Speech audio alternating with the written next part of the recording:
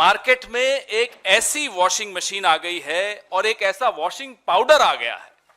यह है उस वॉशिंग पाउडर का नाम, मोदी वॉशिंग पाउडर। जिद्दी से जिद्दी दाग हो, चाय का दाग हो, सब्जी का दाग हो, किसी भ्रष्टाचार का, रेल घोटाले का, खेल घोटाले का, निर्माण घोटाले का, सिंचाई घोटाले का, कोयले घोटाले का, चिटफंड का, कोई दाग हो, ये मोदी वॉशिंग पाउडर और ये बीजेपी की वॉशिंग मशीन, ये आपके सामने लाना आवश्यक था। देश जानना चाहता था, सब जानना चाहते हैं साहब ये कौन सी वॉशिंग मशीन आ गई मार्केट में। और इसकी कीमत मैं आपको बताता हूं, घबराइएगा मत सुनकर। 8,552 करोड़ की ये वॉशिंग मशीन है।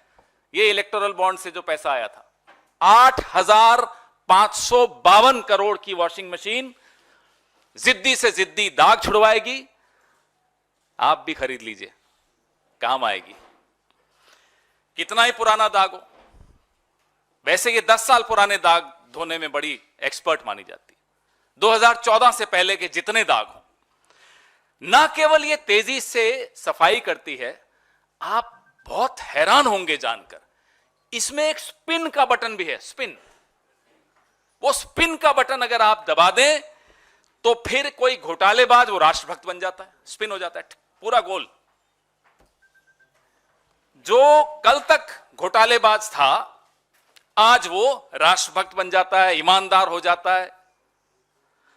ये दूसरा बटन है, स्लो बटन। आप देखिएगा ध्यान से।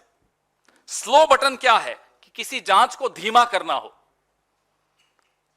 उससे पहले बात कर लो, बीजेपी में आ जाओ साहब, सब ठीक हो जाएगा, वो हां सोच रहा हूं कहेगा तो स्लो बटन में चला जाएगा, तो जांच धीरे हो जाएगी, कार्रवाई ढीली पड़ जाएगी, फाइल कहीं नीचे ईडी के ऑफिस में या सीबीआई के ऑफिस में कहीं नीचे चली जाएगी।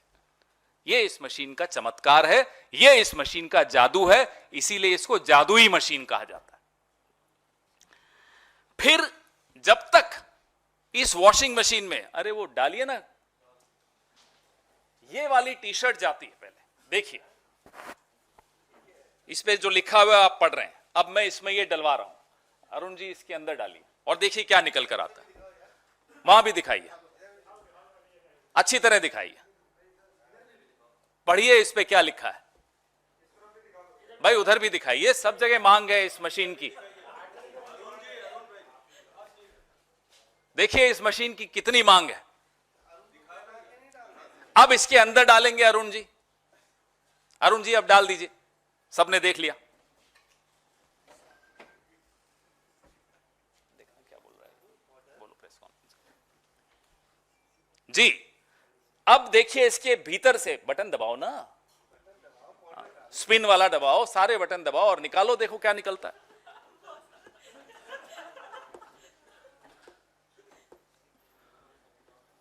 आज की प्रेस वार्ता मोदी जी जरूर देख रहे होंगे। अब ये देखिए साफ होकर क्या निकला।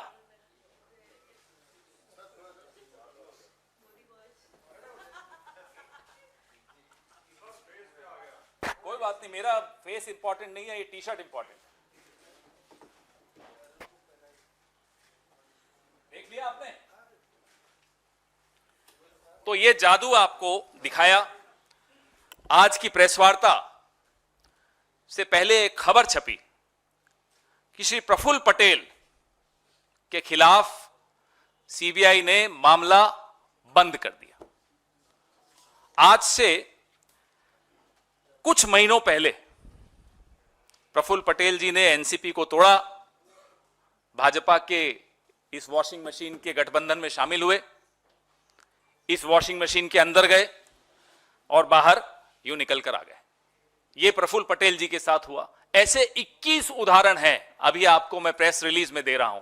21 उदाहरण, हिमंता बिस्वा शर्मा है उसमें, नारायण राणे हैं उसमें, अजीत पवार है उसमें, हसन मुशर्रफ है उसमें, छगन भुजबल है उसमें, अब अशोक चव्हाण जी भी उसमें। और आपको मैं एक एनेक्सर दिखाऊंगा, यह भाजपा ने आरोप प्रफुल्ल पटेल पर लगाए थे। ये देखिए, ये क्या आरोप थे?